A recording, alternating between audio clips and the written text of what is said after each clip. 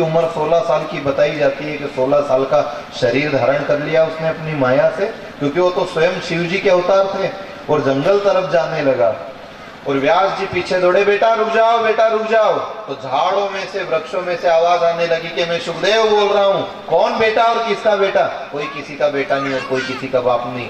यम प्रवजंत मनुपेतमपेत कृत्यम द्वेपायनो विरह कातर आजुहाव पुत्रेति तन्मयतया सर्वो विनेदुस्तम सर्वभूत हृदय मुनिमानतोस्मि।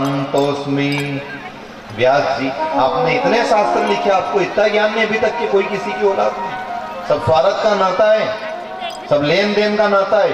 ये सुनकर व्यास जी को ज्ञान हुआ और व्यास जी ने मन ही मन सोच लिया कि बस अब भागवत का अगर प्रचार कर सकता है तो यही मेरा पुत्र भागवत का प्रचार कर सकता है। पर वो तो घर छोड़कर चला गया, एक तरफ बैठ गया जंगल में, आंख बंद कर ली और समाधि लगा ली। तो व्यास जी ने एक कौतुक किया। व्यास जी ने अपने शिष्यों को भागवत जी के एकाध श्लोक सिखाए और वो शिष्य जंगल में लकड़ी तोड़ने गए तो लकड़ी तोड़ते तोड़ते श्लोक बोलने लगे। वरहा पीड़म नटवर वपो कर्णयो कर्णिकारम बिभ्रदवासक कनक कपीशम वेजयंतीम च माला वेजयंतीम च माला। जिनके कान में कुंडल झिलमिला रहे हैं, घुंघराले बाल है, मोर पंख का मुकुट है, वैजयंती की माला है, पीला पीतांबर है, ऐसे द्वारकाधीश भगवान को हम नमन करते हैं। ऐसा श्लोक जहां सुखदेव जी के कान में पड़ा, उनने पूछा शिष्यों से, कहां से सीख करके आए रे? उनने कि हमारे गुरुदेव व्यास जी ने ग्रंथ लिखा है जिसका नाम है भागवत, उसमें का ये एक श्लोक है और ये तो एक ही, ऐसा उनने 18,000 श्लोक लिखा। तब सुखदेव जी वापस आवे और वापस आकर के उनने व्यास जी से उस ग्रंथ को पूरा पढ़ा, सीखा और एकांत में बैठकर गाने लगे। अब उनको ये इच्छा होने लगी कि अब इसे कोई को सुनाऊं, पर किसे सुनाऊं? जो व्यसन करने वाला होता है ना, उसकी एक बहुत अच्छी आदत होती है, वो वितरण बहुत करता है। व्यसन करने वाला कभी अकेला आनंद नहीं लेता है। शराबी कभी अकेला नहीं पीता है, वो कोशिश करे कि 2-4 को और बिठाओ। आदत व्यसनी की आदत होती है कि वो वितरण करता है। हालांकि वो चीज गलत है पर आदत अच्छी है उसकी।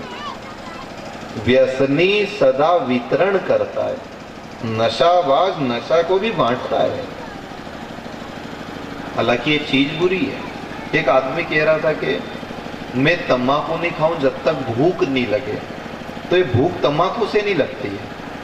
आपने एक्यूप्रेशर चिकित्सा के बारे में नाम सुना होगा कि हाथ में ऐसी ऐसी नस नाड़ी जिनको दबाने से बीमारी खत्म होती है।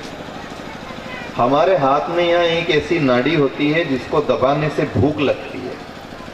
तो तंबाकू वाला क्या करे, वो जब यूं मसले और दबाए तो वो नाड़ी दबती है, वो नस दबती है, उससे भूख लगे और वो सोचे कि तंबाकू खाने से लगती होती है।